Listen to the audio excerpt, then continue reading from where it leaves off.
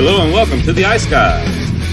This is the show that takes you into the world of the National Hockey League. Every game, every day, from a betting perspective. With pro sports handicappers, Ian Cameron, Alex B. Smith, and various guests from the world of hockey and sports betting. And now, here's your host, Ian Cameron.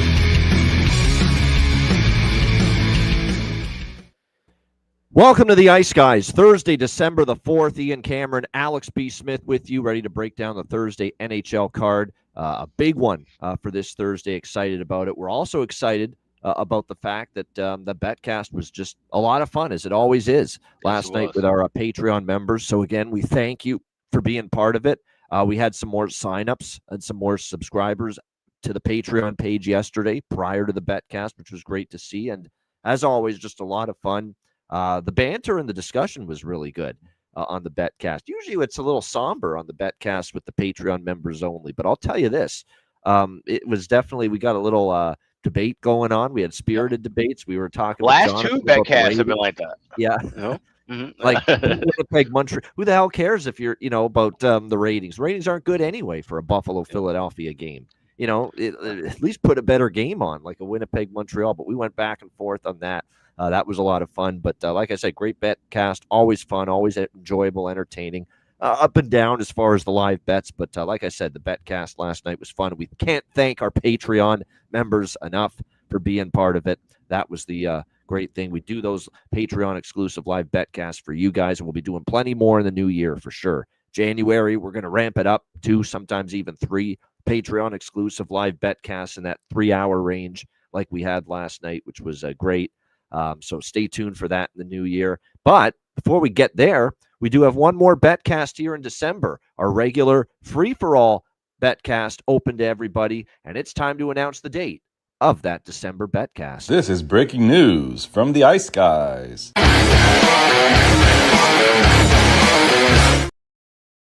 It's the Christmas party edition of the Ice Guys Live BetCast. About a week out from Christmas is when we will be having our live BetCast for the month of December, free for all, open to everybody, and it will come your way Tuesday, December the 16th at 7:00 p.m. Eastern Time, and this will be a full BetCast. Like I said, open to everybody, which means we're going to see Goose. You can guarantee that. And of course, we're going to see, obviously, a lot of our viewers and listeners that are around and want to join us for that BetCast. So again, Ice Guys NHL live BetCast, the last BetCast for 2025, and it will be Tuesday, December the 16th at 7:00 p.m. Eastern Time. There you have it on the screen right now. Tuesday, December 16, 7:00 p.m. Eastern Time. So essentially 2 weeks from now.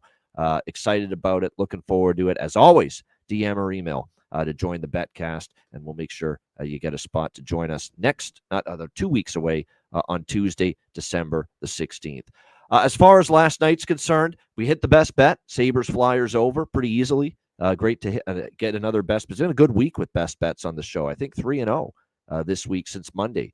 We had San Jose on Monday. We had the Montreal-Ottawa over on Tuesday, and we had Philly-Buffalo over last night. So nice little roll with the best bets. Great to cash that. We had Winnipeg first goal of first period against Montreal. Nice win, by the way, I should say, for Philadelphia. Great bounce back. A lot of money on the Sabres last night, but that money was all incorrect as the Flyers bounced back from a pretty rough game against Pittsburgh at home to beat Buffalo last night. Winnipeg-Montreal, great game. Great pace. Great goaltending. I felt Eric Comrie played a really, really solid game in between the pipes for the Winnipeg Jets. He stepped his game up. I don't know if the Winnipeg defense stepped their game up because they were still giving up some pretty good looks. But boy, oh boy, it was one heck of an effort in between the pipes from Eric Comrie, even though Montreal gets the 3-2 shootout win in that game. It was a physical game. Great scrap in the first period. 2 of my favorites. The local kid from right here in Hamilton, Arbor Jackeye, dropping the gloves with one of my favorite captains in the NHL, Adam Lowry. That was a great thing to see in the first period in that game. But 3-2, nice win for Montreal. I thought the goaltending was better from Winnipeg, but another loss, and they really can't wait to get home in an interesting spot, which we'll talk about tomorrow, with Winnipeg and Buffalo again, this time in Winnipeg after Winnipeg lost to Buffalo 5-1 on Monday. They'll face the Sabres again back home, returning from this road trip. All good things must come to an end. And boy, oh boy, did it come to an end as far as the good vibes for the two teams we've backed quite a bit this year, San Jose and Anaheim, losing by a combined 14-1 last night against the Capitals and the Mammoth, respectively. 7-1 for Washington, and you could tell in the first period that game was over. Washington jumped on them. Great job by them. Tough spot, too, back-to-back. But that was a rotten game for San Jose. You could just see it was just bad from the beginning. Got away from them. I'm glad Warsofsky got Askarov out of there and put Nedeljkovic in for the rest of the game. He knew that game was over. They weren't coming back. Washington with a 7-1 win there in that game. Ovechkin gets 2 goals. I mean, just ridiculous what he continues to do. Ryan Leonard had a multiple-point game for the Washington Capitals as well. Dylan Strome, Ryan Leonard, or Brandon Duhaime, Sonny Milano got the goals for Washington. And then just the same with Anaheim. Just a dreadful game from the beginning. Everyone got on the board. 2 goals for J.J. Peterka. And Clayton Keller, it's got to be a great feeling. He got the 7th and final goal for Utah in that game and what has been obviously a very trying time for him. So give them credit. Utah needed a win desperately, finally got it. And this Capitals team, they just keep on rolling. And you talk about another coach who's doing some nice work. Talked about Cooper, what he's done with a banged-up Tampa Bay team, and how they've still been able to win games. How about Spencer Carberry? Like I said, really good coaching as we expect. We think he's a good coach. We've said that for a long time. And this has been one hell of a run for the Washington Capitals. Spot be damned, right? Road game against the Islanders, we still win. Tough spot in L.A., we still win. Back-to-back against a red-hot San Jose team, no problem. Washington still wins. And like I said, Ducks will be fine. I think Joel Quenneville summed it up. We just, we learned from it. But the best thing about, they asked him, what is the thing that's the most positive about that game is that it's over, he said in the post-game press conference. Great quote there from Joel Quenneville after that 7-0 shutout loss at home to Utah. Alex, your thoughts on the BetCast and what we saw last night? Yeah, it was a fun time, the BetCast, and we ended up actually staying on for the entire slate of games because, like you said, those late games ended in the first period, essentially. So it was kind of funny in that aspect. When you have bets on a game like that, you just have to kind of just smile and shake it off and say, you know what, hey, I got beat. I took a shot with the Sharks as my best bet, plus 130, completely goes down the drain. Even more frustrating was I actually was debating between, I went with Macklin Celebrini 2 goals in my bargain bid, but I was debating, and I talked about this on the BetCast, splitting it and going a goal for Celebrini and a goal for Alex Ovechkin. Not only does Ovechkin score first, he scores 2 goals in that route. So you just, some nights you get it completely fucking wrong. And that's exactly the way I did with San Jose. But, interesting games early. We all bodied it with that second period over in Dallas, New Jersey. And I said on the show, I want to wait. I think that's going to be a good live game. And it ended up being a decent one. I know we didn't get that full game over 3.5, but most of us ended up hitting with that second period over. Yep. And so it ended up being a decent night and picking off some good spots. So, of course, looking forward to the BetCast in 12 days from now, but also looking forward to tonight's card. Bigger card on Thursday. Some spots that I'm kind of on the fence with, and we'll kind of talk it over, but there's a couple spots that I really like here as well. Yeah, I don't know. There's been cards where I've been on a lot of underdogs. I know for a fact there's been like 4, 5, 6 underdogs before on a card on one day on my card in one day on my card before. We might set a record for that tonight. Like we're in that vicinity again as far as dogs that we think are very live and just favorites that are mispriced and not playing good enough to warrant the price that they're playing right now. So a very, very interesting card. A lot of plus money spots. So this is not one of them, though, the first game that we're going to talk about, even though I kind of lean a little bit to the big home underdog, but did not pull the trigger. We begin with the Colorado Avalanche, New York Islanders, Avs minus 190, road favorites, 6 the total in this game. Colorado's going to lose eventually. I don't know if I'm going to rush to fade them, though. Now, they have had a little bit of an illness running through the team. Not that it's tripped them up at all. They beat Vancouver in their last game 3-1, very solid effort. Scott Wedgwood getting injured does hurt. He's played so great. Mackenzie Blackwood, though, stepped in and played well. And Mackenzie Blackwood will start, obviously, tonight with Wedgwood now sidelined. But he's played better lately. I said after the slow start when he came back from his injury absence that he struggled a bit those first couple starts. Well, he's been great in the last 3 starts for Colorado. Back-to-back shutouts he had against San Jose and Nashville. And then he obviously was in for the 7-2 win against Montreal, where he only gave up 2 goals in that game. So he's played a lot better. Mackenzie Blackwood in his last few starts. I mean, it's just fun to watch Nate McKinnon right now. This guy just is unbelievable at the moment. He just can't be stopped, scoring almost every night, making something happen for the Colorado Avalanche. What I've been impressed with is the defensive play. They're playing really good in their own zone as well. Penalty kill's been good. Goaltending's been excellent from either guy, Blackwood and Wedgwood, this season. And the one thing that's concerning about the Islanders is even though they snapped their losing streak and finally got a win on this homestand beating Tampa Bay the other night, they only won 2-1, and they're still having issues putting the puck in the net. And it's still a string of games where the Islanders are scoring 2 goals or less. So that is concerning right now about the Islanders, and certainly when you consider the way Colorado's playing defensively right now. So I sprinkled on the draw. That's about it, because I could see this being a competitive game. The one thing about Colorado is you look at their road record this year, their road track record, they've had a few games go to overtime or shootout on the road. In fact, Colorado, that's the one thing that really stuck out to me when I was doing my work on this game overnight and early this morning, is that Colorado at Minnesota, 3-2 shootout loss. Colorado at Chicago, didn't go to overtime, but it was only 1-0. Colorado at Vancouver, 5-4 overtime win. Colorado at San Jose, 3-2 overtime loss. Colorado at New Jersey, 4-3 overtime loss. Colorado at Utah, 4-3 overtime loss. A lot of draws on the road for Colorado. And we know the Islanders are always capable of a tight, close one-goal game with an overtime potential. So I sprinkled on the draw here, Colorado and the Islanders. That's it. I lean under, actually, because I think there could be. Colorado's been an under machine on the road this year, if you could believe it. Colorado's played a lot of low and slow hockey away from the ball arena. So keep that in mind for this game. But the only move I've made pregame is a small draw bet here. Alex, what do you think? Colorado, New York Islanders. Yeah, it's funny. I feel like we're all kind of looking at the Colorado schedule and wondering, when's the trip up? When are they going to lose? And when are they going to lose in regulation? And what I was teetering on last night was, do I want to take this shot or any shot if I'm going against Colorado, do I want to just go on and take them to regulation? This is not one of those spots. If the Owls get the win here, I feel like it would be a game that goes into overtime or a shootout. So this will be a small dog and draw split for me. I'll grab a piece of 160, very small, because I can always add to this.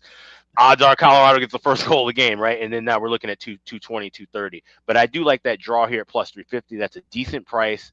Like you said, Colorado's been playing a little bit more lower and slow on the road, which is certainly the way the Owls will want it. They don't want to get into a track meet with this team. So draw, but I will have a little piece of Isles, and it would not shock me one bit if this is 3-2 Isles winning the shootout. Remember the Islanders started the year, 7-0, 8-0, or something like that to the over? Well, now on the season, they are suddenly 14 unders, 13 overs. It's gone right back to 500 and 9-1 under run for the New York Islanders in their last 10 games. 9-1 to the under entering tonight's game. As far as props go, again, I would target, McKinnon, obviously. I'm not going to talk anyone out of it, but obviously you're not getting the value with him that you would get with other players down the lineup. But Brock Nelson's the one that stands out. How do you not? Former Islander playing against his old team. Brock Nelson scored in back-to-back games here for the Colorado Avalanche as well. So I think that's certainly significant and worth a look here in this game is Brock Nelson back in Long Island, if you will. If you like Colorado to win the game, that might be a creative way to knock that price down. Colorado money line was Brock Nelson getting a goal. That's right. No doubt. And he scored against the Islanders in Denver when they played earlier this season, these two teams head-to-head. So now don't put everything you own on Brock Nelson. Don't do that. But, well, you can if you want. It's your money. But like I said, it's certainly worth a bet. No doubt about it. So, like I said, it's and plus it's not just he's facing the Islanders, and back in Long Island. It's that he scored against them earlier this year, and he scored in back-to-back games for Colorado entering tonight. So, yeah, it's pretty hard not to look toward Brock Nelson in some form here tonight as far as player props for the Colorado Avalanche are concerned. No question about that. As far as the Islanders, Max Shabanov's up on the top line with Horvat and Heineman. And Heineman, I've always said, worth a shot, given where he is right now in the lineup for the Islanders. So maybe Drouin for the Islanders. He's a former Av, now with the Islanders. So a couple props that do stand out. Again, I don't know how many goals we're going to get, but I still think from a prop standpoint, some decent opportunities there. All right, Nashville and Florida. It's Sorokin, of course, in net for the Islanders. Nashville, Florida. We've got Florida minus 190, home favorite, 6 the total in this game. This is one of the dogs. You know I don't like Nashville very much. You know that. But Florida opened more than minus 200, and actually that's when I took Nashville, and it's come down a bit since then. I've got a dog and team total over split here with Nashville. Goalie Bob's in net, but he's struggled of late. Jonathan Davis posted in our group chat how he's given up, 3 goals or more the majority of his recent starts. It's just Florida's not right at the moment. You're talking about pricing the worst team, the team that's dead last in the Atlantic Division right now, as a minus 200 favorite. And I know Nashville's not great. Certainly Florida's capable of bouncing back and winning, and I expect focus from the Panthers now losing multiple games in a row at home. Calgary, Philly, Toronto, 3 straight home losses. But we're betting prices, not teams. Florida's not playing at the level of a minus 190 right now. It's really that simple. And if anything for Nashville, when you get pumped 8-3 in your home building by the Florida Panthers last week, you should want to show something tonight if you're Nashville going on the road here against this Panthers team. So I do like the idea of taking a shot here. Plus 160, Nashville split with the team total, which is nice, cheap, over 2.5 at around even money. I got in on over 5.5 overnight. And I knew this was going to move, and these have been transitioning over teams lately. Both of them have struggled to keep the puck, especially Florida. You can't resemble, or it doesn't even resemble the Florida team defensively we saw last year, 2 years ago. Right now, they're really having a tough time keeping the puck out. So I thought at 5.5, it was good value to the over. We're seeing 6, even some 6.5s appear. So I still lean that way. I think it's still worth a look. Even at the 6 that we're seeing right now. We do expect UC Saros in net for Nashville. It is Bobrovsky, of course, as I mentioned, for Florida. And no change in the injury situation for Florida. Nobody is coming back. Everybody's still out that was out before. The usual suspects: Tkachuk, Nosek, Kulikov, Gadjevich, Barkov, Lusterinen. They're all still out. Alex, anything here? Nashville, Florida. So I jumped in. I think we all kind of did this last night on the betcast. We got that 5.5 at minus 134. Adam, our good buddy, who's on our betcasts a lot, he mentioned it too. That it was going to move, and I knew it would. Yeah. And so then it went to 6 overnight, and then I saw 6.5 at DraftKings. It was like about maybe an hour before we went on air. So there are some 6s available. I would still recommend the 6 at minus 15. I see that at Caesars and at BetMGM. Up to 120 with a 6 is fine. But as far as sides, I know it's not March, but I'm gonna use a March phrase. There's no reason to bet on 2 bad teams right now. As far as the side goes, I wish you well with Nashville, but I don't want to touch the Preds. And like you said, it makes all the sense in the world to pay Florida right now at these prices. Like, this is crazy. They're a bad team.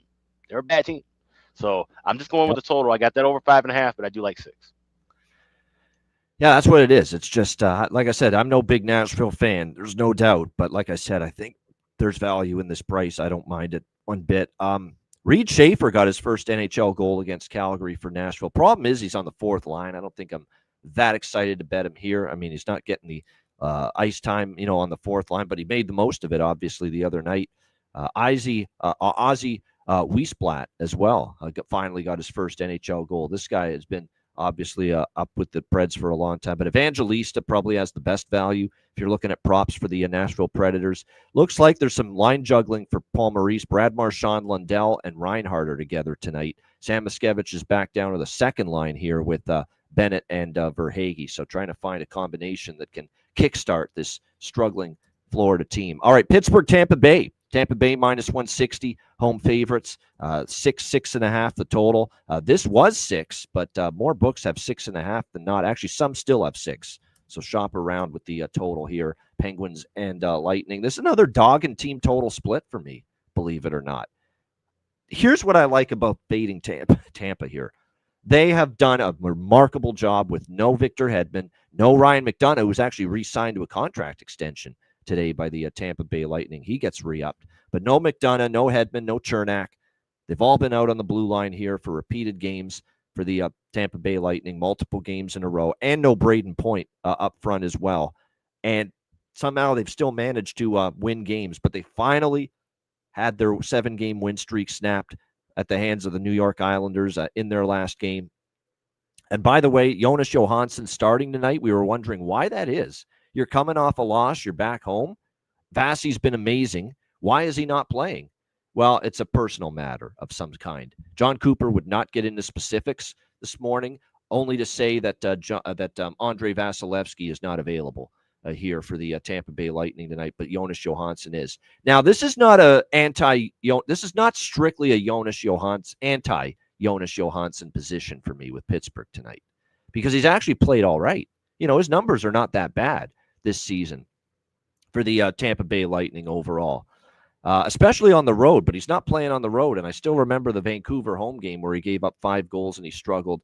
But he's still someone I got to see more, him continue to play well as far as this is concerned moving forward. And, Pittsburgh is a team that up and down, they're certainly capable of losing to Tampa Bay here tonight, but they're coming off a little momentum, beating Philly. They bounced back and responded, answered the bell after just a dreadful game at home against Toronto on Saturday night. So I think Pittsburgh here, the lines come down a bit. I agree there was value at the certainly earlier. It's down to plus 140.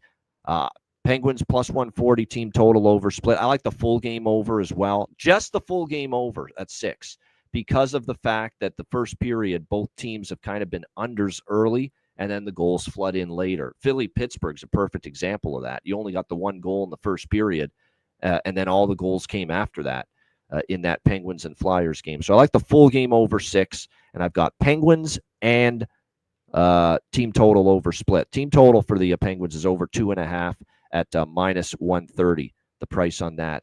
Yeah. A little bit on the draw, too, simply because of the fact that we have seen Pittsburgh on the road at times also kind of trend toward games going to overtime here. So there you go. Penguins money line, team total over split, over 6, and a draw. Small draw bet. Alex, Penguins Lightning. Yeah, I went with the Penguins team total over 3 at MGM plus $1.05 because those 2.5s are now at 140, 145, so it's a little bit higher. But I was kind of giggling because I was like, how did this line still stay at 155, 160 with Johansson starting? Yes, he has played better. He's 5-2. But like I said, I expected more of a drop here. So at plus 140, there's still actually some value with the Penguins as a dog. So I'll play that small, but I like that team total look a bit more. And these are spots I don't mind. I like these spots where a team's been on a very long win streak. It gets snapped, and sometimes you lose again. And especially when you're missing key pieces. Like, credit to Tampa Bay. And they've shown that maybe they win tonight without Hedman and McDonough and Chernak, 3 starting defensemen, and Point again tonight. Maybe they do win again. But when you have gone that long winning without key guys, you finally lose. Sometimes then the bloom is off the rose a bit, and you stumble a couple of times. And then you start to realize, holy shit, maybe we do need these guys back. And let's be honest, they do. Lightning are a better team with Hedman, with McDonough, with Chernak, and with Point. We're not splitting the atom, figuring that one out. You're basically fading the bumper snumper theory. Yeah, when you do that. That's right. Which we've seen that happen. So Yeah. So like I said, I just thought at the opener, especially, and then hearing the announcement that JJ was starting, Jonas Johansson, that it was worth looking in the direction. That being said, even though I like Pittsburgh in this game, who we're betting. Nick Paul, you got it. No doubt. I would take a look, too, at Dominic James for Tampa Bay. This is a guy that's up the lineup, too, right now. He scored in the last game for them against the New York Islanders. He got their only goal, actually, against the Islanders. I think there might be a little bit of value there with his props going into this game. You can never argue with what's Sidney Crosby to score a goal. He's been awesome. He's on pace for over 50 goals. I say Kevin Hayes again. Keep an eye on him. He did score into the empty net, I believe, the other night for the Pittsburgh Penguins, and he's plus 450, and he's playing with Crosby and Rust. It is really good value right now with the he's not a speed burner, but he's up there on the top line with Crosby and Rust. That Kevin Hayes is probably worth a look, at the prices we're seeing with him as far as goal prop tonight in this game. All right, next up, we've got the New York Rangers and Ottawa Senators. Ottawa minus 130 home favorites, 5.5 the total here in this game. I mean, it's funny. We talked about this game. John Massey, one of our favorites, truly one of our favorites. Like he is. If we had to pick an Ice Guys Family Hall of Fame class, he'd be one of the first ballot inductees. He would be. John Massey, no question. He's absolutely one of our favorites of the entire group of viewers, listeners, and our audience. he was not rushing to endorse his New York Rangers tonight. And then he apparently didn't, when he said that, he didn't realize what the opening number and the opening line, the opening price was on this game. When I said to him that Ottawa opened minus 160 in this game against the New York Rangers, he changed his tune in a hurry. He said, oh my God, they're that high of a favorite, Ottawa, in this spot? Minus 160 home favorites in the dreaded spot of a lifetime, which has failed teams multiple times in this situation. And he said, oh, you have to bet the Rangers now at the price like this. Now, this was something he told me off air last night after the betcast ended. So, now the problem with that is the minus 160s are long gone. Ottawa's down to minus 130, and a lot of the value's been sucked out of the New York Rangers now. But it's still Rangers for me, and here's why. This is Ottawa coming home off a 7-game road trip. Do you know how tough these have been for teams in these spots and situations? I'll give you 2 clear examples, and they're recent ones, so everyone should remember these. New York Islanders were on a 6-7 game length road trip, very similar to this, and it was a great road trip. What happened when they came home and they faced a Blues team that's actually been pretty lousy this year? Yeah, they gave up the first goal, and they lost that game back home after that long road trip. What happened to the Edmonton Oilers? 7-game road trip, the same length as the road trip here for Ottawa that they're returning home from tonight. What happened to Edmonton first home game after a 7-game road trip? They didn't just lose. They got dummied. They got destroyed by Dallas. 8-3 coming back home for that first game off a long road trip, and they gave up the first goal quickly in that game. And I feel the same way here for Ottawa. It's just too difficult. When you've been on the road that long, and now you're back home. And now the distractions of coming back home off a road trip of that length are even greater, because why? We're closing in on the Christmas holidays. That's why.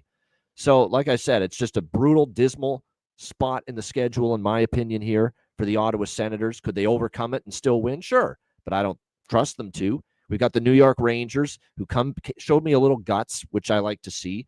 Even without Adam Fox, came back, beat Dallas the other night, 3-2 in overtime. We've got them in their better split. They've been a way better road team all season than they've been at home. We know that. So to me, I like Rangers first goal, first period in this game. I like that quite a bit. Jump on this Ottawa team, road weary after the 7 games away from home. I like Rangers money line. Now, I got plus 140.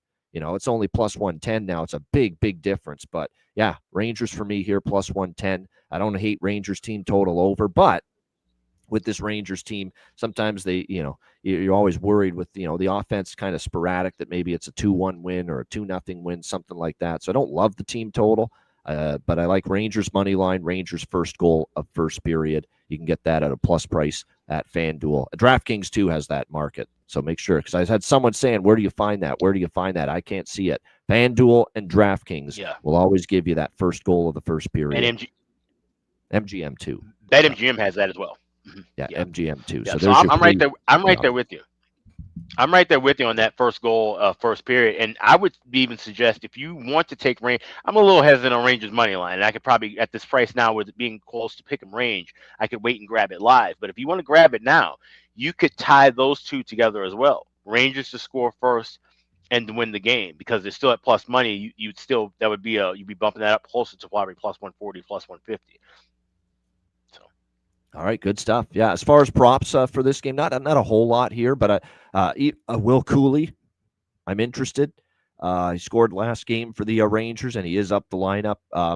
Jake Sanderson, I have to dabble with the goal prop, plus 550, back-to-back games with a goal, and we've seen it before from Jake Sanderson. When he starts shooting the puck, sometimes it starts going in for him at a little bit of a consistent clip, and certainly we're starting to see that. Another reason why the money's come in on the Rangers, too, in my opinion, is probably the decision to start Levy Merrilainen here as well for the Ottawa Senators. He's been confirmed. Now, he's been up and down. Like, he started the season pretty well, but the last time we saw him, he was in net for that game against St. Louis on their road trip. They lost that, and the Blues haven't been scoring, and yet they still managed to put 4 goals in past Levy Merrilainen and the Ottawa Senators in that game.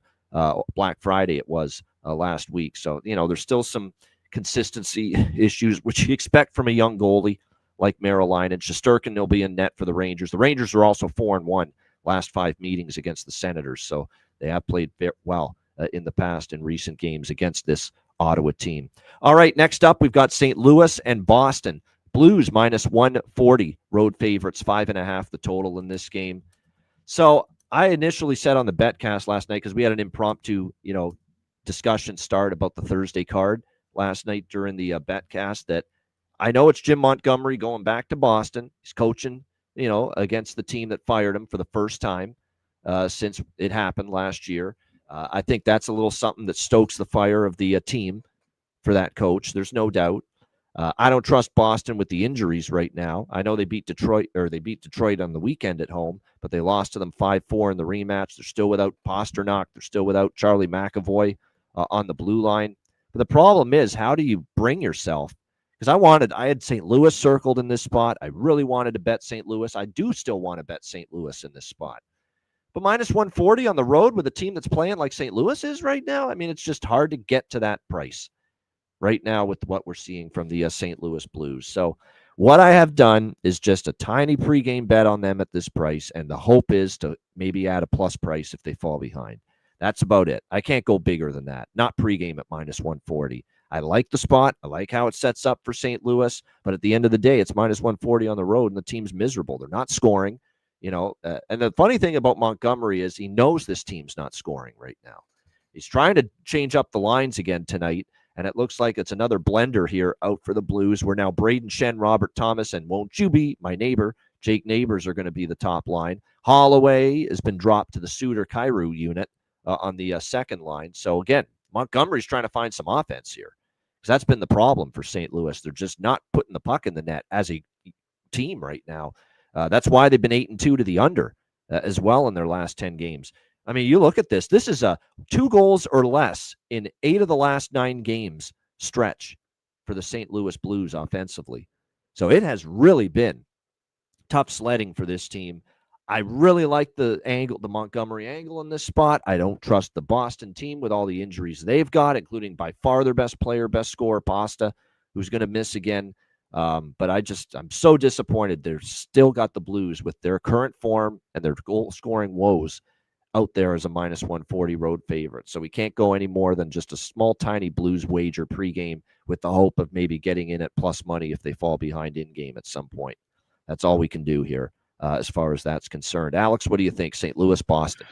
Now, you talked about the lack of scoring with these two teams, but I actually think we see some goals early. I like the first period over. I grabbed the minus $1.15, and I grabbed both teams to score. And I think we're going to see that energy and spark because of the fact that this is the Montgomery series. I think we see the Blues and Bruins I think this is going to be kind of a physical spot. I could see it maybe being some just kind of chippiness and nastiness, and maybe 4-on-4 spot, a little open ice action, and maybe we get some goals back and forth. But then it could kind of crater down, and then that's where we kind of see this maybe going to a lull. I'll take a shot with the draw here too. It's not my favorite. Castellic Braden Shen fight. I'd love to see that. That would be great. That would be great. I could see it be a little animosity early. Like I said, I'm sure Jim's gonna rile his team up and maybe have a speech ready saying, this what happened here and moving forward, things of that nature. And it goes in line with how the Blues are playing right now too. You need a fresh start. And where better to get it than here in Boston. So I like the first period over. I like both teams to score, and I have a little piece of that draw at plus 320, plus 325 shop around. Yeah, I think that's not bad for the draw. I could see it. I probably will dabble in the draw here with St. Louis and Boston. As far as like I said, for props, keep an eye on it. I think Neighbors I'll sprinkle on because he's up on the top line for St. Louis tonight. That maybe gets him going a little, hopefully gets him going. I think for Boston, Geeky and Alex Steeves. You got to consider Alex Steeves because they've got him now on the top line for Boston, and that guy scored 2 goals against Detroit. He's got 4 in the last 4 games. So Alex Steeves, this is a guy that was in the Leaf organization at one point. There's great value, I think, maybe to look at Alex Steeves right here in this game tonight. And yes, Binnington and Korpisalo, that's another thing with the overs that Alex likes. We're not getting Swayman tonight. We're getting Korpisalo in net for the Boston Bruins. So that's another reason why I think it sets up nicely for the Blues tonight. But like I said, I was just hoping for a better price pregame. All right, let's see what we've got next. All right, next up we've got Detroit and Columbus. Columbus minus 120 home favorites, 6.5 the total here in this game. Both of these teams should bring some extra pep in their step tonight because they both snapped pretty lengthy losing streaks in their last game. Columbus ended a long losing streak, beating New Jersey 5-3 in what was a very tense, bad blood. I can't. So, by the way, circle New Year's Eve, Blue Jackets Devils on your calendar, because Sheldon Keefe is flapping his gums after that game about what Fantilli's doing. After although all he was trying to do was defend, Brendan, defend their guys. Obviously, New Jersey sticking up for Dillon. That's all that was. But they really got upset by what happened to Brendan Dillon, New Jersey, in that game. Everson was clapping back at some of the stuff Sheldon Keefe was saying after that game the other night. So look out. There could be a little bit of a powder keg waiting to explode when it's Devils and Jackets. I think it's in Columbus, that game, on New Year's Eve, the rematch. So, like I said, that could be fun. Get your popcorn ready for New Year's Eve with New Jersey and Columbus. But a big win for Columbus. And what I was impressed with was in the midst of all the bad blood, the multiple fights, and everything that was going on away from, when the whistle was blown and all the scrums and all that, they won the hockey game after a terrible start, and you got to give them credit. That was much needed win for Columbus, 5-3 over New Jersey. And just like Detroit, now it wasn't pretty. They hung on at the end, but they beat Boston 5-4 the other night. That snapped a bit of a losing streak as well for the Detroit Red Wings. So it's tough to either. I kind of want to back Detroit off snapping a long losing streak, and I kind of want to back Columbus off snapping a long losing streak, but they're playing each other. One thing I am very reluctant to do is back Columbus now that I know Elvis Merzlikins, though, is in net. It continues to be just inconsistent with him. He's confirmed in net. It's just, the same old with him. Usually he's going to give up 3-4 majority of his starts, and you just got to hope you outscore the issues if you're Columbus. And when you look at both of these teams, the offense was a much-needed breakout for the Jackets offensively after struggling to score goals, getting the 5 against New Jersey. But both of these teams have had issues defensively of late. You look at these recent games for both of these teams. Detroit entering tonight, they have allowed 3 goals or more in 6 straight games. So that's not what you want to see. And, of course, Gibson was not good against Boston again. Talbot's capable, but he's capable of standing on his head, and he's equally capable of giving up 4 or 5. So you never know what you're going to get from Talbot from a night-to-night basis. He is going to get the start here tonight, most likely. It hasn't been confirmed, but I'm expecting Talbot. Like I said, Merzlikins for Columbus. But Columbus, they've given up 3 goals or more now in 4 of their last 5 games as well. So, like I said, what I like, though, more than all, like I said, I like these teams in these spots as bet on spots for Detroit and Columbus, but they're playing each other. So it's like splitting hairs. Love this over, though. Absolutely love this over at 6.5, because the one thing that stood out immediately when looking at this game, and these bets relying on these over bets lately for me, relying on series history, have really been paying off. Look at Montreal, Ottawa Tuesday. Look at Buffalo, Philadelphia last night. If you are betting overs based on series history, you're cashing right now. We have had 6 straight overs between the Detroit Red Wings and Columbus Blue Jackets, head to head, and all 6 of those meetings have had at least 7 goals. At least in the 6 straight overs between the Red Wings and Jackets. 8-2 to the over in the last 10 meetings as well. So full game over, and only full game over, 6.5. This is not a bifecta, and I'll tell you why. Because some of these high-scoring overs have been 1-0 first periods. More than one. There's been a lot of these where the first period over has not cashed between these two teams, but then the goals and the floodgates open in the second and in the third period between Detroit and Columbus. So over 6.5, minus 105.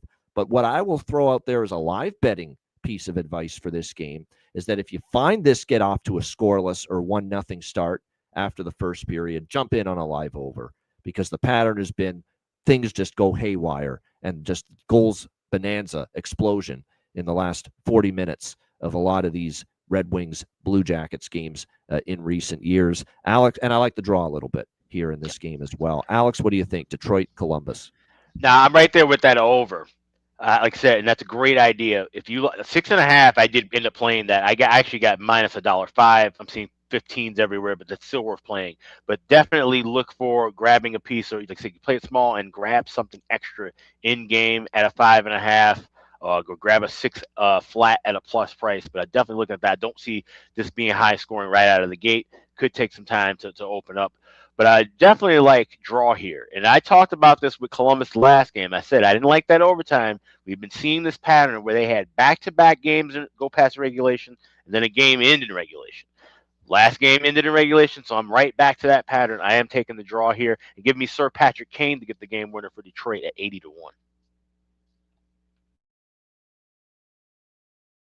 There you go, Sir Patrick Kane with a overtime game winner shot, which Alex has taken a lot of those throughout the course of the early part of the season. As far as props here with Detroit and Columbus, 2-game goal streaks for Raymond and for Monahan. I think the last I checked, Monahan was questionable, but he's good to go. And by the way, I want to point out, big return for Columbus tonight. Kirill the Thrill, the other Kirill the Thrill, Marchenko, is back from injury tonight for the Columbus Blue Jackets. And obviously he's had a great season so far. So that definitely helps the Blue Jackets offensively, getting him back. As far as, like I said, for props here, Fantilli's been good lately, no question. Sillinger, there's value with Monahan and with Johnson. I would say, too, Denton Mateychuk, and I know this is Perlo's guy. Perlo is committed to betting Denton Mateychuk every game this year, apparently, to score a goal. And he says he expects him to profit out of it. He might go on 6-7 games where he doesn't score, but the one game that he does score will make up for it because he's like plus 1,200 most nights to find the back of the net, which is actually not a bad way to consider that, because you're right. You're getting those, double-digit, prices with Denton Mateychuk, the blue liner for Columbus. And he has been getting more involved in the play and the offense and the power play opportunity. And like I said, you're getting in a lot of these games 10-1, 12-1 with him to score. So like I said, always worth maybe a little bit of a look, no question, as far as his props are concerned from the back end. And Detroit, right now, Raymond starting to heat up, which is good to see. Emmett Finney still on the top line, so maybe a look toward those two for Detroit. Toronto and Carolina. We've got Carolina minus 200 home favorites, 6.5 the total in this game. This is tough because Toronto is a team that I'm seeing them out of the abyss now. I'm seeing the light at the end of the tunnel. The back-to-back performances they put together, 7-2 and 4-1 victories over Pittsburgh and Florida back-to-back. You can see they're starting to build some momentum. And at the fact they're getting healthier too. Matthews, Nyes, most of their blue line aside from Carlo now is healthy, and Tanev is healthy.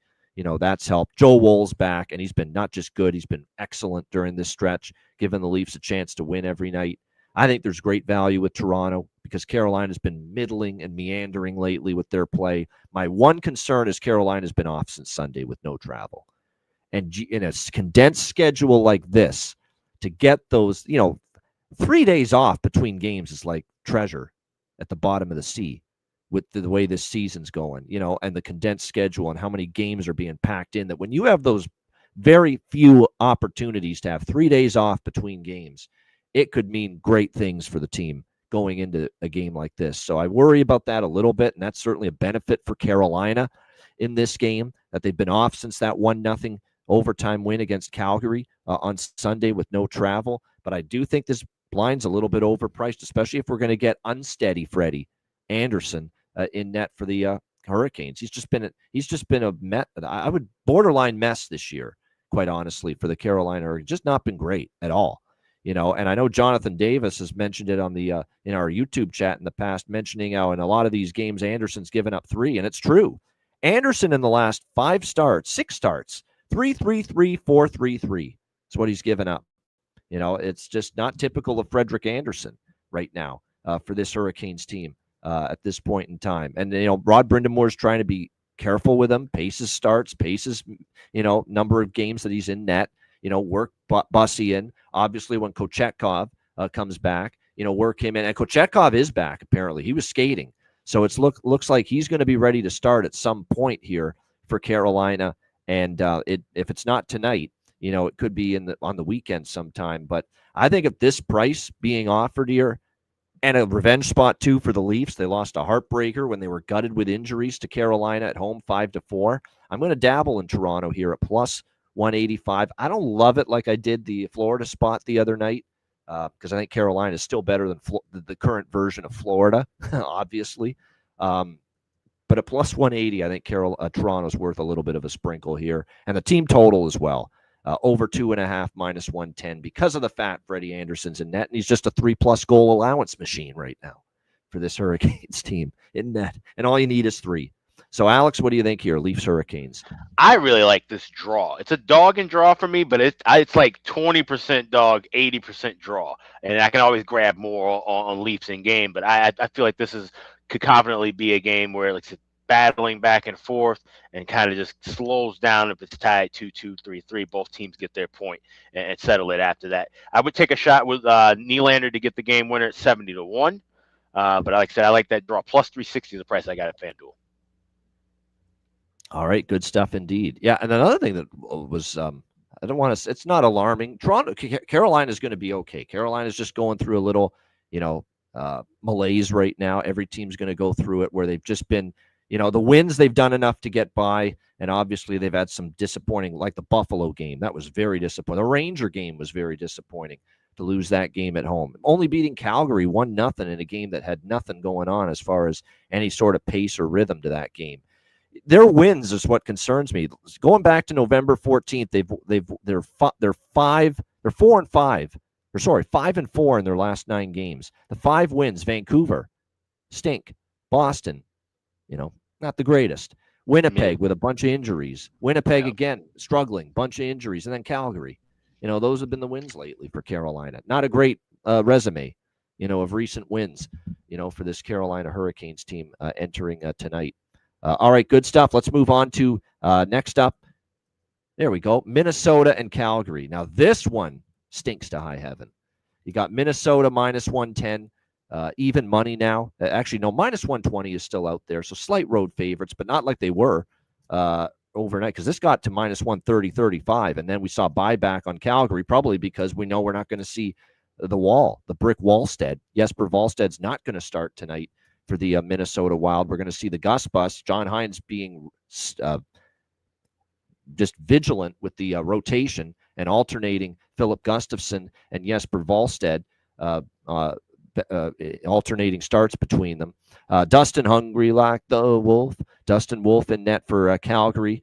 And I knew we'd see Wolf after Cooley finally had a bobble and a stumble the other night, losing 5-1 to the Nashville Predators. Again, for Wolf, this has been a frustrating year. 6-13, 3.16 goals against, .891 save percentage. It's almost unfathomable, that Calgary, he's got a record like that, and he's got goals against and a save percentage like that.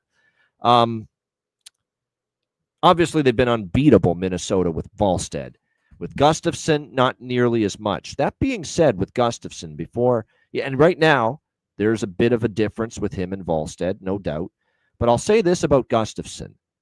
You don't think Gustafsson looks at what Wallstead's doing, which is just putting up zeros and goose eggs and 4 shutouts in his last 6 games and this 7-start win streak that he's on? When you see that, you're not a dummy. You're not an idiot. You realize, if I want to keep this alternating starts thing going, I've got to hold up my end of the bargain and play well. And I've got to be strong in net. Because if I falter at any point, what's going to happen? And maybe it's going to happen eventually anyway, but Wallsted's going to take over as the number 1 guy. If we start to see any sort of decline in Philip Gustafsson in between the pipes for Minnesota. So he is absolutely incentivized and motivated and dialed in to match, or at least try to match, what Jesper Wallsted's doing right now. And we have seen Gustafsson his last few starts. Okay, they lost to Buffalo, but that was an overtime loss, or shootout loss, rather. He only gave up 2 goals in regulation on 33 shots. He still played pretty well despite that result.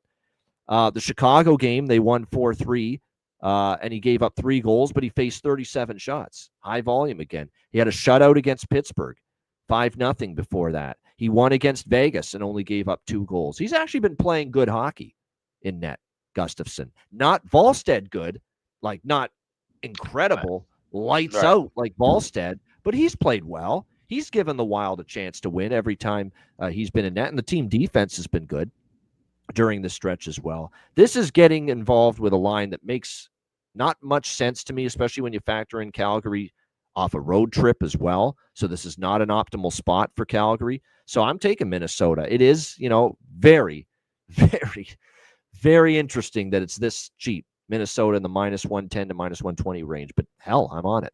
Alex, what do you think? Wild Flames. Yeah, I grabbed -$1.10 last night. Like you said, we saw it bounce up to 35 and then come back down.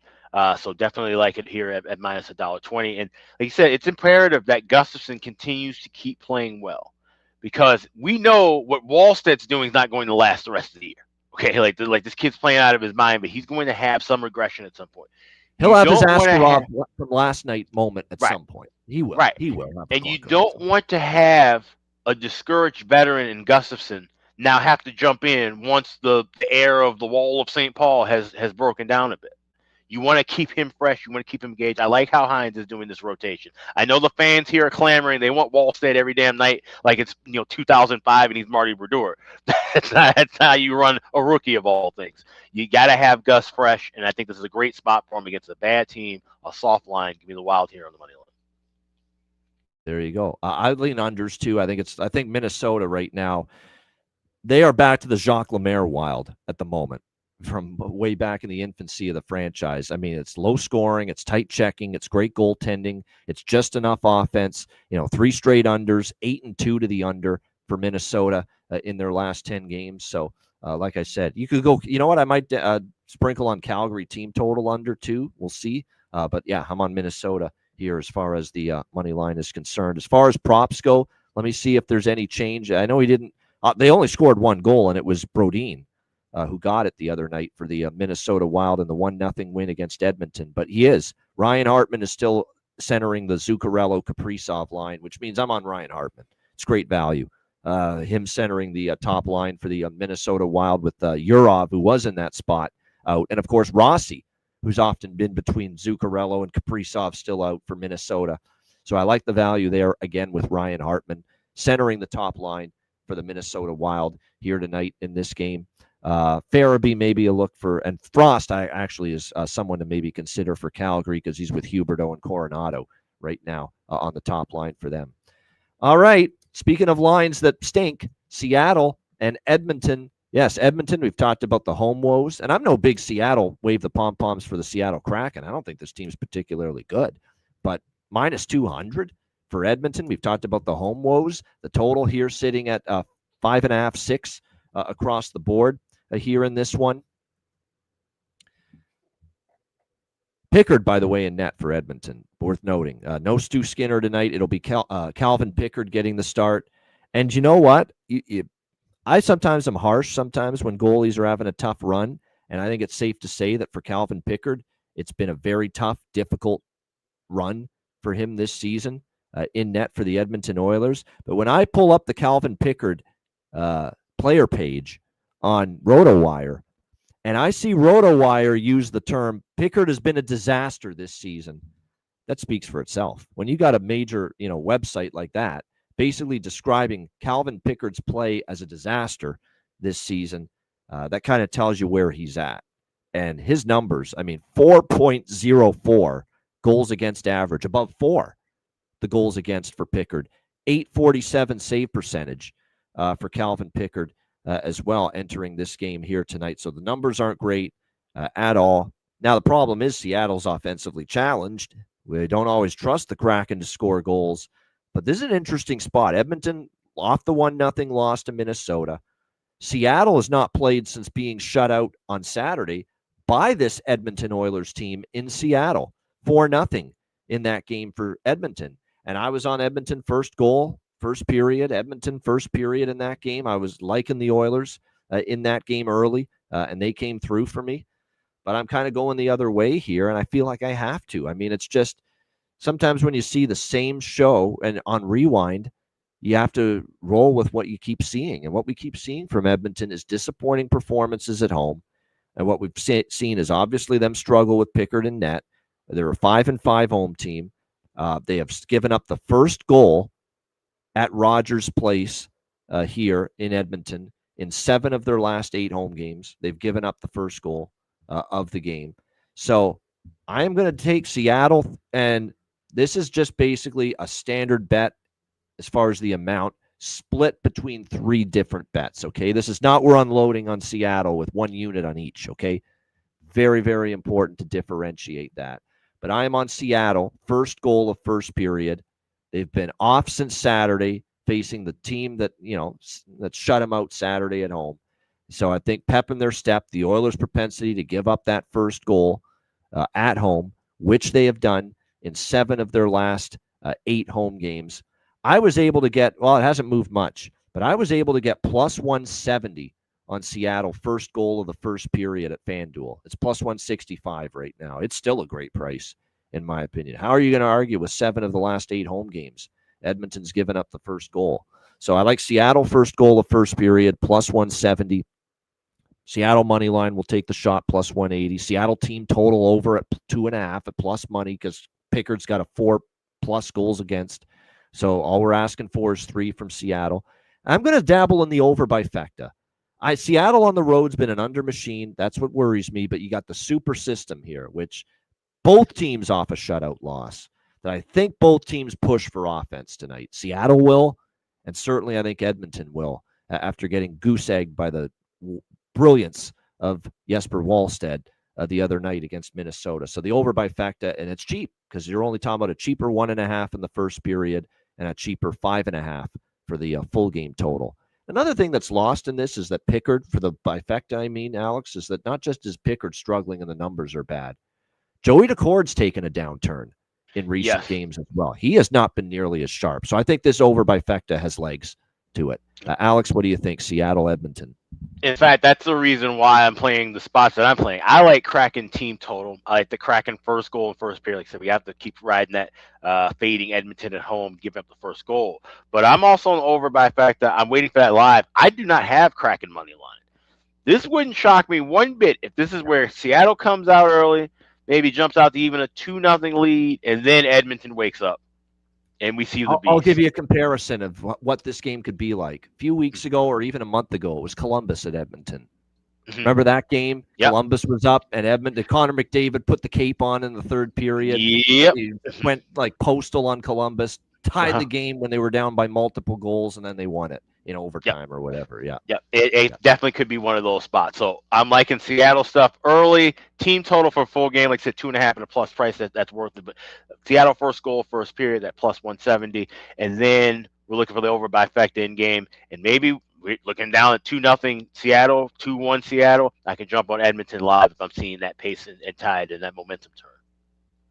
Good stuff there. All right. As far as props here for this game, one thing to keep in mind as far as the lineups here is that for Seattle, Eberle back in Edmonton and playing with Beniers and McCann, top line for Seattle as well. So I definitely am going to take a shot with Jordan Eberle here for the Seattle Kraken as far as a goal prop. On the Edmonton side, there's not a whole lot of changes being made. I mean, even though it's, Chris Knobloch's trying to keep, some of these lines together multiple games in a row.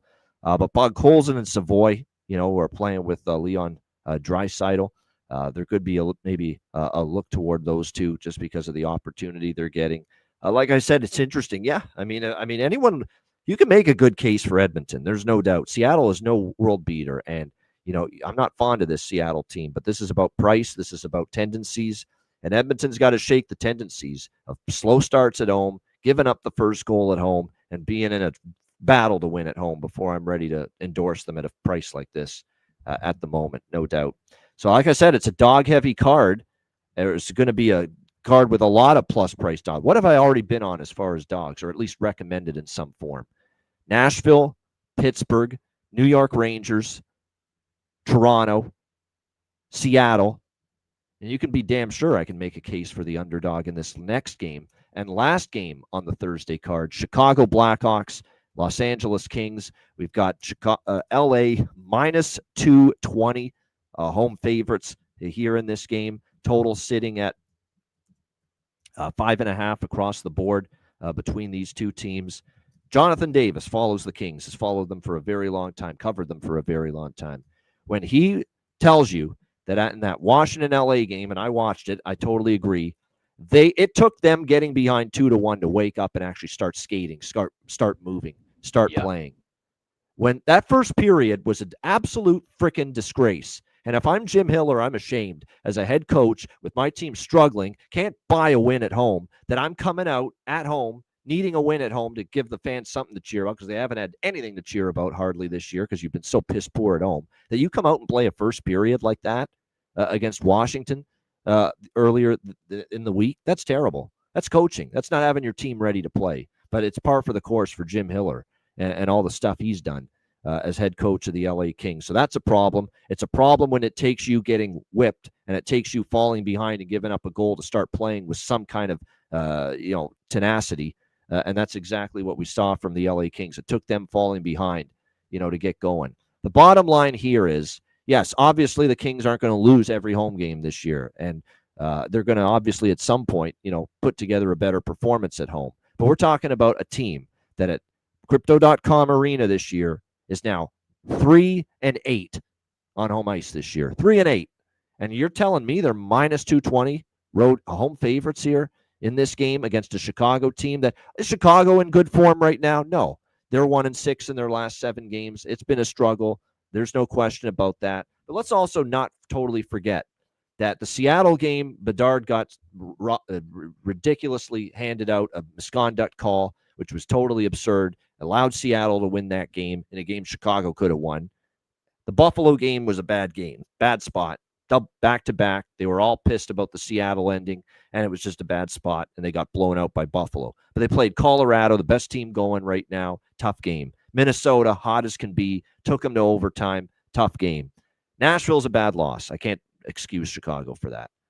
And that was one that they had the wake-up call. They came back. They beat Anaheim. And they were toe-to-toe with Vegas the other night in Vegas in that game. It was a back-and-forth game. They had every opportunity to win it. They were up 3-2 in the third period. Unfortunately, they give up the tying goal to Bowman on a failed clearance late in the third. And, of course, they go on to lose in the shootout. Again, though, winnable game. It's not like this has been a brutal 1-6 run for Chicago. They've been in so many games. They've had opportunities. They've had some bad calls go against them. They were in the bad spot against Buffalo. The only one I'll really give them grief for was the Nashville game. You can't lose that game. That's a bad one. But they responded. They beat Anaheim. They could have beat Vegas. I thought, they were at times definitely the better team over Vegas the other night. And to me right now, there's no question their speed can give LA fits because LA is having a hard time keeping up right now. Defensively with some of these teams that just, bing, bing, bing that puck around the offensive zone. There's no question about that. So a lot of concerns here I have for the Kings. No question. The price is astronomical for a team that's just 3-8 here at home. It is, by the way, for the LA Kings, I guess there is good news here that he will return tonight. Drew Doughty, he's back. He's announced that he will return on the blue line. But again, how many times have we seen this? You get a key player back, you don't win. You don't win. You think you're great having Drew Doughty back, and you don't win when you get the key player back. Ask Ottawa how they did when Brady Tkachuk came back that first game. Lost. It's crazy how that works. It's actually almost uncanny. Didn't the Leafs lose, too, when they got Austin Matthews back? I think they did. So, like I said, when you get a key player back, you think you're better. You think you're going to win. And you still don't win. Sometimes it takes 2-3 games for that player to get back up to form. And oftentimes the team that gets that key cog back doesn't win. So, it does help that Drew Doughty's back. But he's been out for a while. A lot of times teams don't automatically win when they get that key player back. Bottom line is, after all that jargon from yours truly, Chicago for me, plus 190. It's a price I have to take given the LA Kings woes. And what I continue to see is too many listless nights right now from this team on home ice. And I think Chicago team that's got a little fire under their skates tonight after the tough loss to Vegas. And keep in mind, this is a weird scheduling situation here that these teams are going to play back-to-back, head-to-head against one another in LA.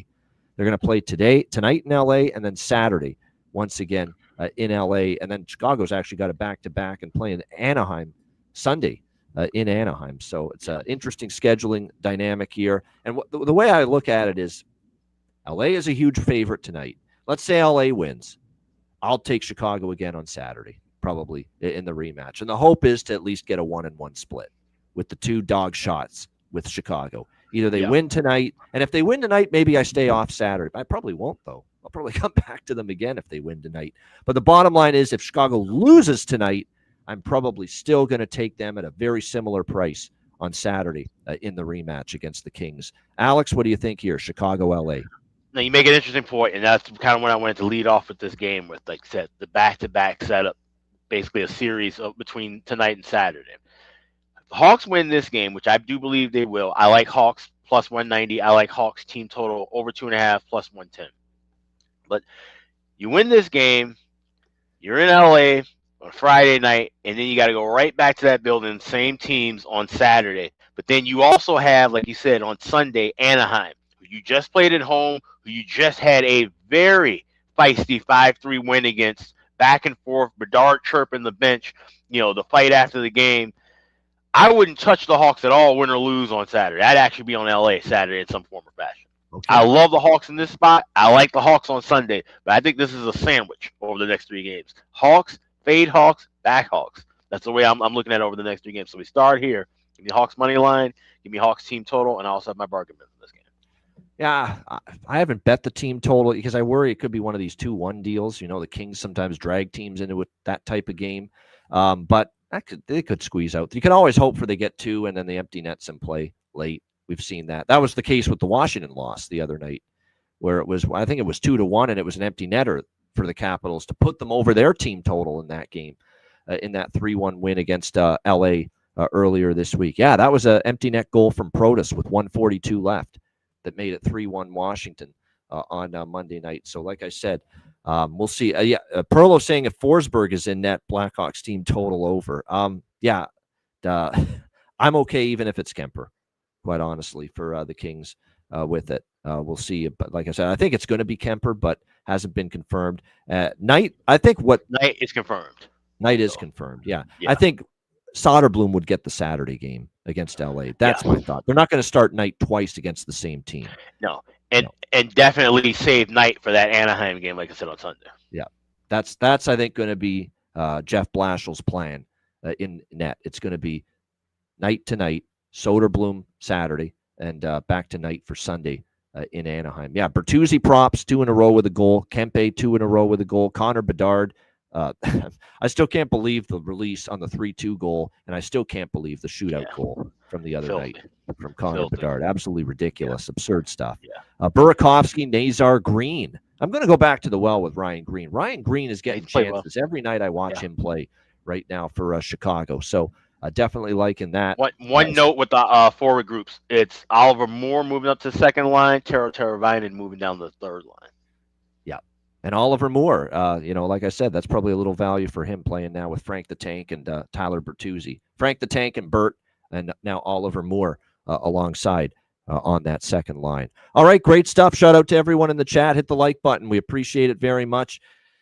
If this is a rough night for these underdogs, man, yours truly is going to be moping like you can't believe on the show. No, I'm kidding. I'll put it behind me if it's a bad night for these underdogs. But I'd certainly be in a much better mood if some of these cash in. I'm not looking to win all of them, obviously. The goal is, we have a handful of plus price tickets in pocket. Yeah, we want to win every bet, of course. But you certainly want to at least get, 2 or 3 or even 4 of them I'll take would be great. And I think we have many live dog shots here on this Thursday NHL card. So shout out to everyone. Appreciate it. Check out wizardsportspicks.com.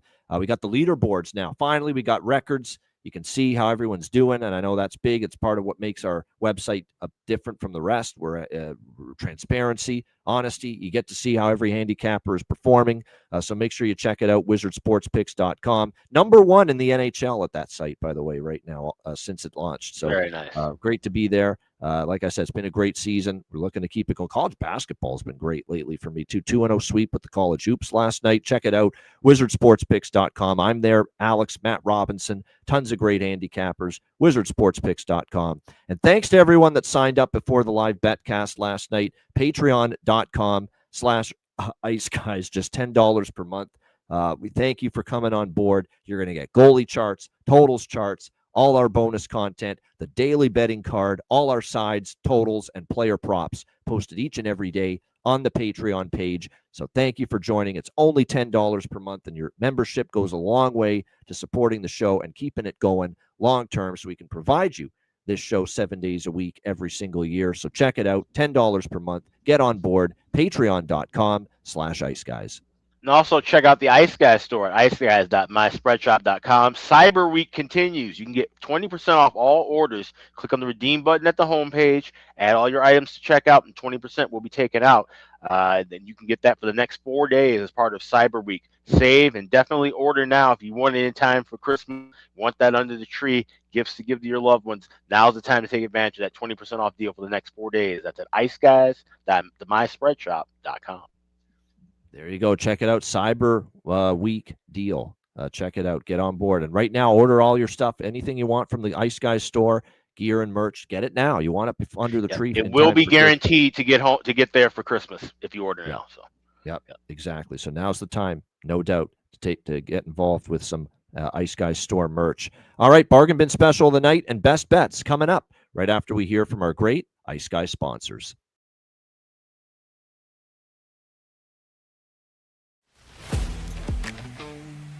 Wizard Sports Picks, featuring the finest handicappers in the universe. Sharp insights, trusted picks, and relentless results. We strive to help you become consistent winners. This is Wizard Sports Picks.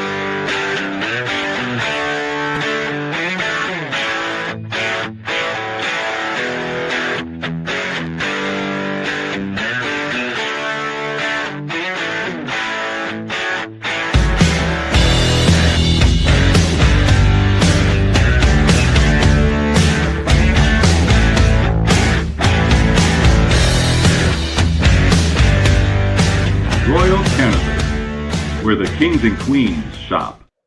Thanks to all our sponsors, including Royal Cannabis. Check it out, royalcannabisshop.com, 20% off with promo code IceGuys. All right, bargain bin special of the night for the Thursday slate. Cooled off just slightly the last couple nights with the bargain bin special, but no better time than tonight to find a winner in the bargain bin. Alex, bargain bin special of the night.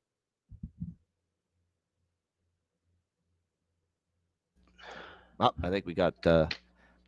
I hear him. It's just, you know what it is? It's when the screen freezes. This has happened to me before, too. We'll get Alex in a sec. You got me? We got you. We hear you. Yeah. Hello?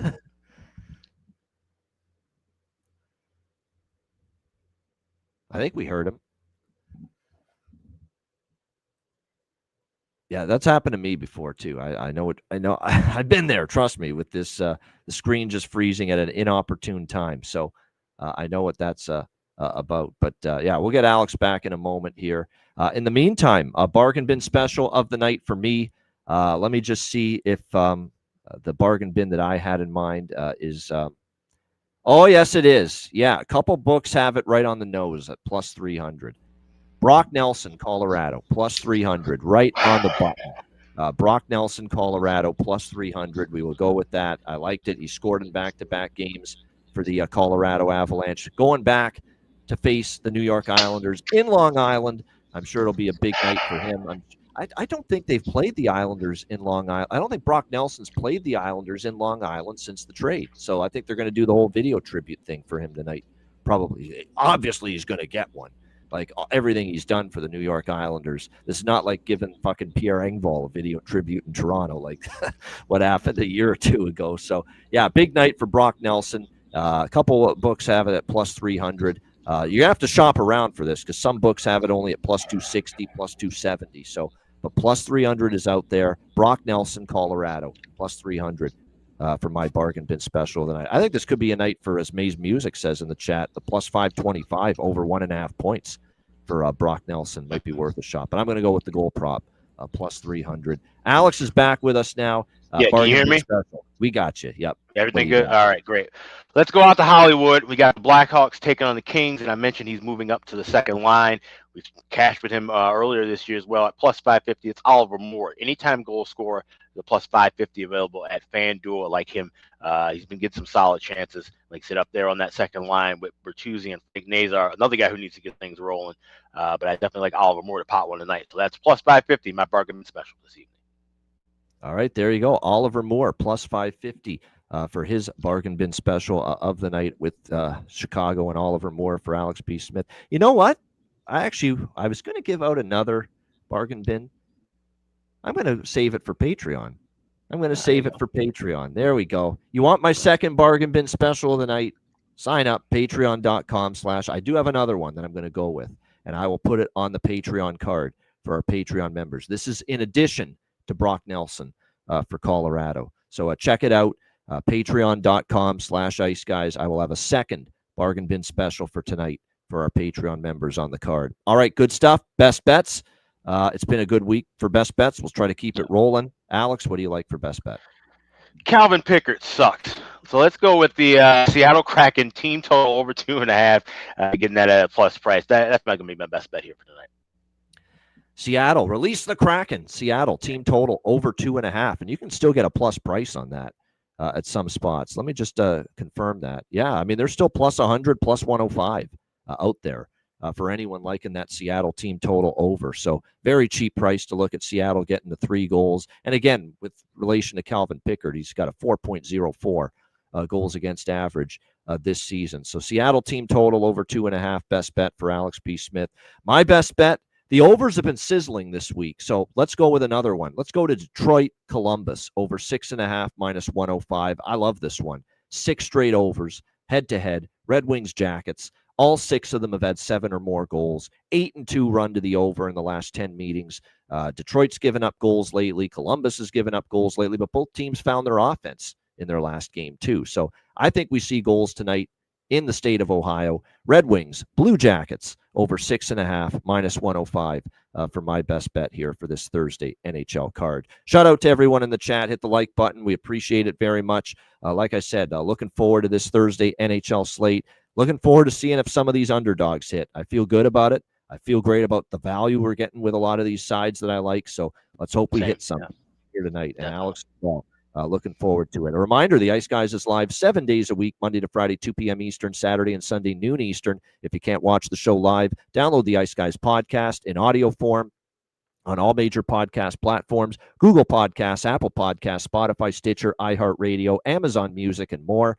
Download the Ice Guys podcast when you can't watch the show live. For Alex B. Smith, I'm Ian Cameron. Have a great Thursday night. Enjoy the games and good luck. And we are back Friday, 2 p.m. Eastern. Matt Robb in the house with us as well for another edition of the Ice Guys.